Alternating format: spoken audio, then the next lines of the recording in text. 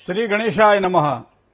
गुरुर ब्रह्मा गुरुर विष्णु गुरुर देवो महेश्वर गुरुर साक्षात परब्रह्म तस्मै श्री गुरुवे नमः।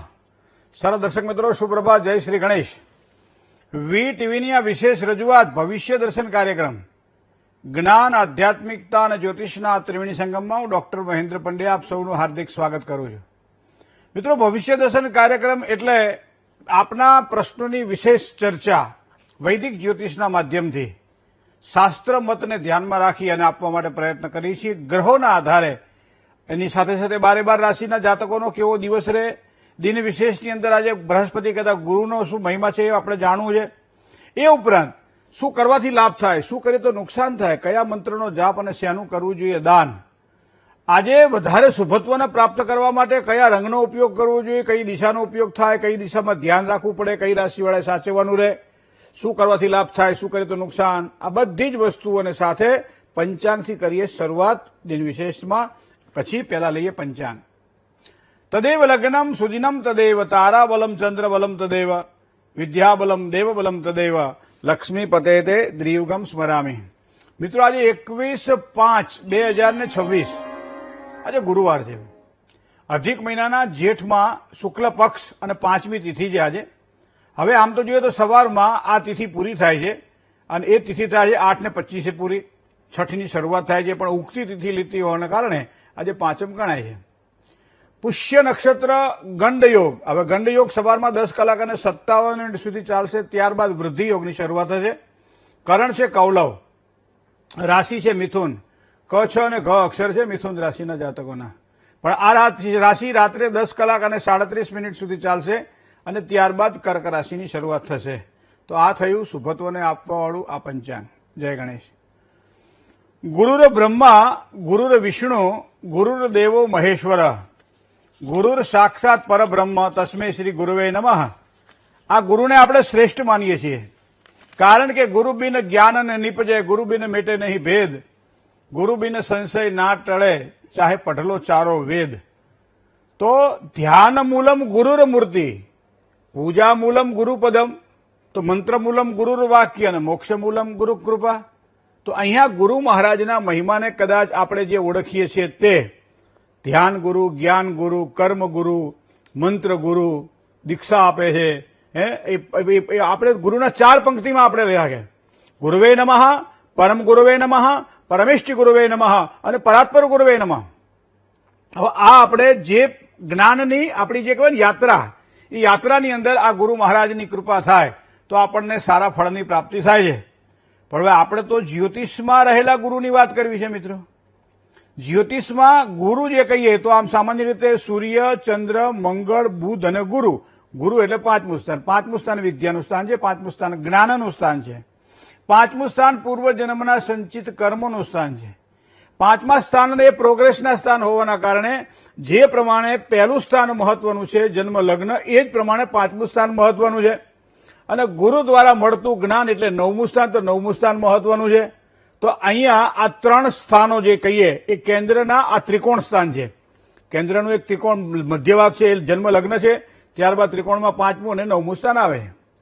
હવે આ સ્થાન જે છે એ સ્થાનને સૌથી મહત્વના માનવામાં આવે અને એમાં જે મેં તમને કહ્યું ને 5મી જે ગ્રહ છે એ બૃહસ્પતિ છે, કારણ કે આપણે કે બ્રહ્મા મુરારી ત્રિપુરાંતકારી ભાનુ શશી ભૂમિ સુતો અને બુધશ્ચ અને ગુરુ શુક્ર શનિ રાહુ કેતવ, તો એ પ્રમાણે 5મું સ્થાન આવ્યું।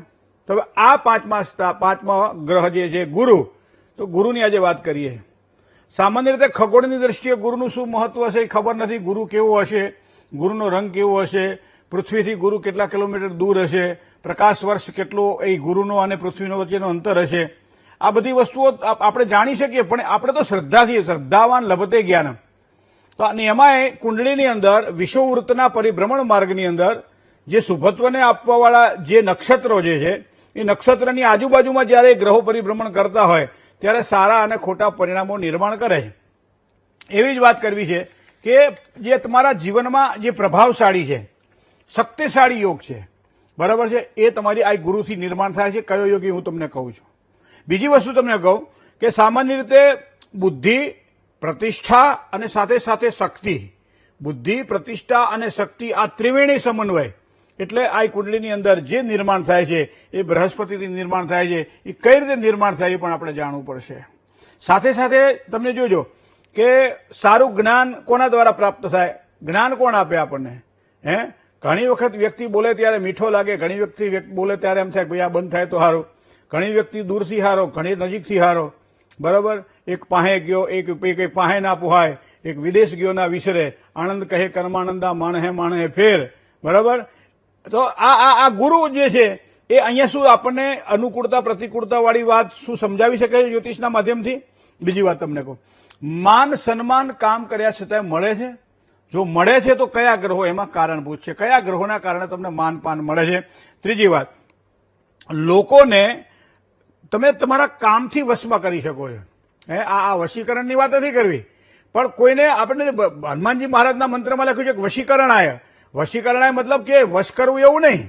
અને એ પાછું તમે કોઈ પણ વ્યક્તિને વધારે પ્રિય બનો છો તો તમે નથી કહેતા કે ભાઈ આ તો આને વશ થઈ ગયેલો છે, આ તો આને અનુકૂળ થઈ ગયેલો છે, આ તો એટલે આ વાત છે. પેલું વશીકરણ વાળી વાત નથી કરવી. મારણમ મોહનમ વશ્યમ સ્તંભનો ચાટના, એ વશીકરણની વાત નથી કરવી. તો આ વશીકરણની અંદર જે તમે તમારા કામ દ્વારા લોકોને વશ કરી શકો છો. તમારું એવું સરસ મજાનું કામ હોય છે કે લોકોની નજરમાં તમે આવી જ જાઓ, બરાબર. અને એના કારણે હું તો એમ કહું કે અત્યારે જો કે બધું બંધ થઈ ગયું, બાકી જે છોકરાના લગ્ન ન થતા હોય ને એમાં પીરસવા નીકળવું.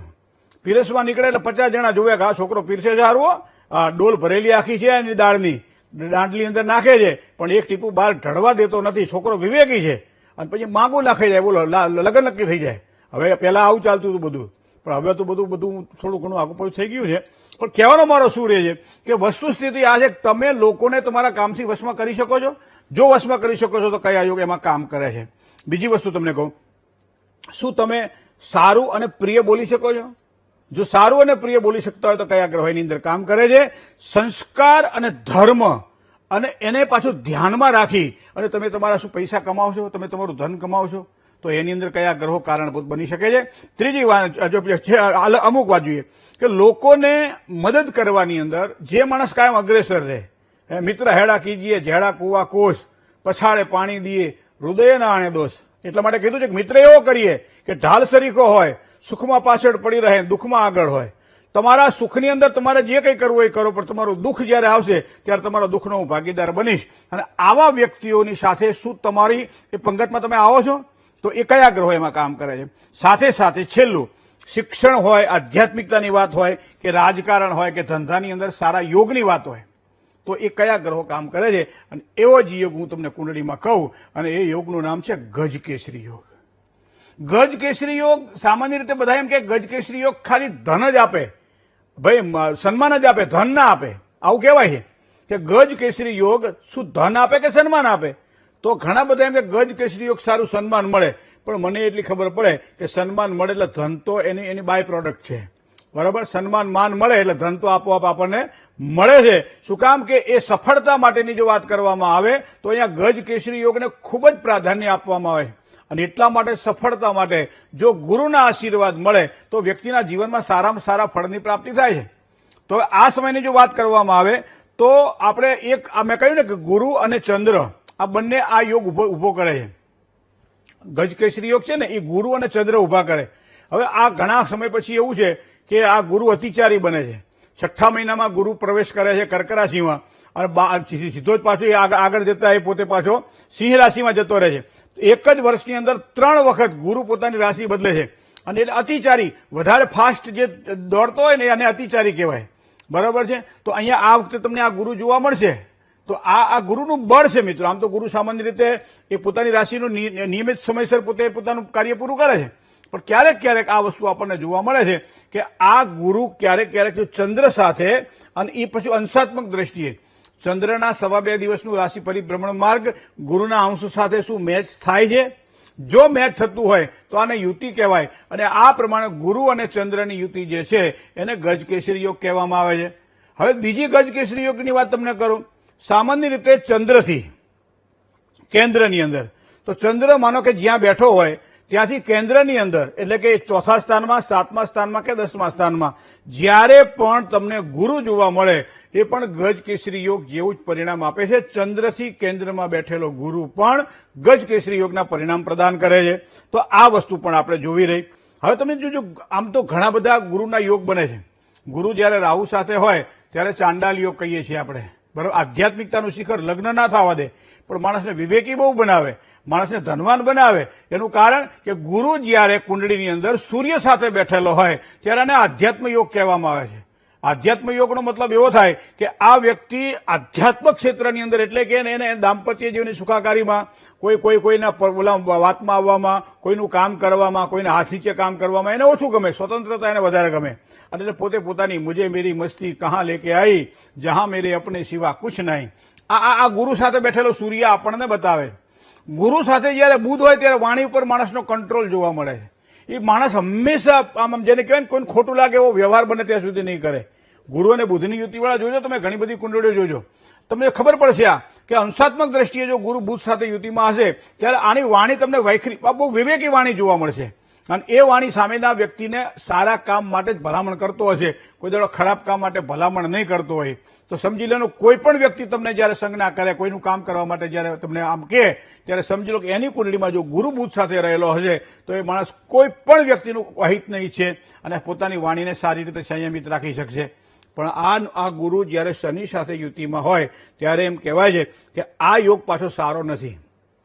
શનિ અને ગુરુ છે, શનિ છે ને બહુ આમ જયારે ગોચર જોવાનું હોય ને કુંડળીની અંદર, વર્તમાન સમય જોવાનો હોય ને, કે કુંડળી તો આખા જન્મનું સરવૈયું છે, પણ અત્યારે વર્તમાન જોવાનું હોય ત્યારે ગોચર જોવાનું હોય છે. ગોચર ગો એટલે ફરતું, અને ચર એટલે ફરતું, અને ગો એટલે રાશિ.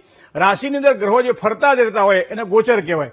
માનો કે અત્યારે આપણે વાત કરીએ ને, કોઈ પણ વાત આપણે નથી કહેતા ભાઈ કુંભ રાશિમાં અત્યારે રાહુ મહારાજ પરિભ્રમણ કરી રહ્યા છે, મીન રાશિમાં શનિ મહારાજ પરિભ્રમણ. આપણે કહીએ ને કે સંક્રાંતિ દર મહિને બદલાય, ચંદ્ર સવા 2 દિવસે બદલાય, આ બુધની અલગ ગતિ, ગુરુની અલગ ગતિ આપણે કહીએ. તો એ પ્રમાણે તમે તમારી કુંડળીની અંદર જો ધ્યાનમાં રાખો તો એવા સમયે આ ગ્રહોની જે યુતિ પ્રતિયુતિની આપણને ખબર પડી જાય. ઘણા સમયે આપણના હાથમાં ખૂબ સારા કામ થઈ જાય અને ઘણી વખત આપણા હાથે કામ બગડી જાય. તો એની પાછળ ગુરુ અને શનિ કદાચ યુતિમાં હોય ત્યારે આ વસ્તુ નથી કહેતા કે કરવા ગયા કંસાર અને થઈ ગયું થૂલું, સારું કરવું હતું પણ ખબર નહીં શું થયું, રામ જાણે શું ખોટું લાગ્યું એને, તો વ્યવહાર બગડી ગયો અમારો. શું કામ કે ગુરુ શનિ સાથે જયારે યુતિમાં હોય ત્યારે વ્યવહારની અંદર વિવેક અને વિનય હોવા છતાંય ક્યારેક નિષ્ફળતા પ્રાપ્ત થાય છે. પણ આ ગુરુ પાછો કેતુ સાથે યુતિમાં હોય ત્યારે વિચારો એના ખૂબ ઊંચા હોય, ત્યાગના વિચારો હોય, જ્ઞાનના વિચારો હોય, બૌદ્ધિક ક્ષમતાના વિચારો હોય, કોઈ પણ હારા માણસો સાથે બેસતો હોય, સારા પુસ્તકો વાંચતો હોય, સારું જોતો હોય, કથા સાંભળતો હોય, સત્સંગ કરતો હોય, પારાયણની અંદર ભાગ લેતો હોય, ધર્મ અને આધ્યાત્મિકતાની જ્યાં વાતો આવતી હોય ત્યાં પહોંચી જતો હોય. શું કામ કે કેતુ એ ત્યાગનો કારક ગ્રહ છે મિત્રો, અને ગુરુ એની અંદર ઉમેરાય છે. તો એનો મતલબ એવો થાય કે કંસાર કરવાની અંદર જે પ્રમાણે ખાંડની અંદર, એટલે કે આ બુરુની અંદર જે પ્રમાણે ઘી ઉમેરાય અને ચૂરમું બનાવી દે છે, સરસ મજાની લાપસી બનાવી દે છે, એ જ પ્રમાણે ગુરુ અહીંયા કેતુ સાથે જયારે યુતિમાં આવે ત્યારે જીવનની અંદર આ મીઠાશ પ્રદાન કરે છે. જેવી આપણે લાપસી ખાઈએ છીએ, કંસાર જેને કહીએ એવો કંસાર છે ને એ ગુરુ અને કેતુ આપણને આપે છે. કારણ કે બધું એવું સરસ મજાનું ભળે છે કે જીવનમાં આપણે સારી રીતે આપણું જીવન વ્યતીત કરી શકીએ. અને જયારે અંતકાળની નજીક આવે ને પછી એ માણસને કોઈ ચિંતા ના રહે. શું કામ કે ગુરુ સાથે રહેલો કેતુ એને હંમેશા આધ્યાત્મિકતાના શિખરો સર કરાવડાવે છે. અને એટલા માટે એમ કહેવાય છે કે ગુરુ જેનો 12મા સ્થાનમાં હોય એનો છેલ્લો જન્મ હોય, એવું ઘણા બધા કહે છે. હવે આ કળિયુગની અંદર તો થોડું ઘણું આગું પાછું રાખીએ 50-50%, પણ આવું એટલે આધ્યાત્મ જેવું જીવન આપે એને. કહેવાનો મોક્ષનો મતલબ એ થાય, બરોબર. તો આ વસ્તુ કુંડળીની અંદર આપણને જોવા મળે છે.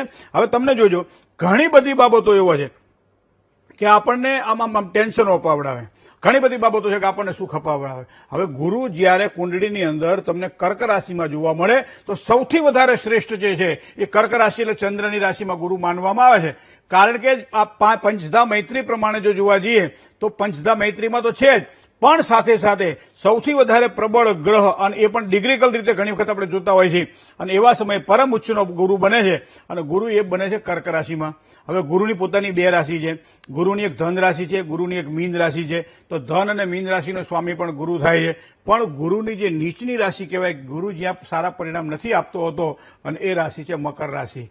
મકર રાશિ એ ગુરુની શત્રુ રાશિ માનવામાં આવે છે. અને એટલા માટે જ કદાચ ગુરુ જ્યારે મકર રાશિમાં આવે ત્યારે એને નીચનો કહીએ છીએ. આ ગુરુના પ્રભાવને એક વખત તમે જો ઓળખી લો કુંડળીની અંદર તો માન મળશે, સન્માન મળશે, ઇજ્જત મળશે, બધું મળશે, પૈસાય મળશે એના કારણે. પણ આ બધી વસ્તુઓ ક્યારે જોવાય? કુંડળીમાં આ પ્રમાણે અંશાત્મક દ્રષ્ટિએ જ્યારે નજીકમાંથી વાત કરતા હોઈએ ત્યારે. જય ગણેશ.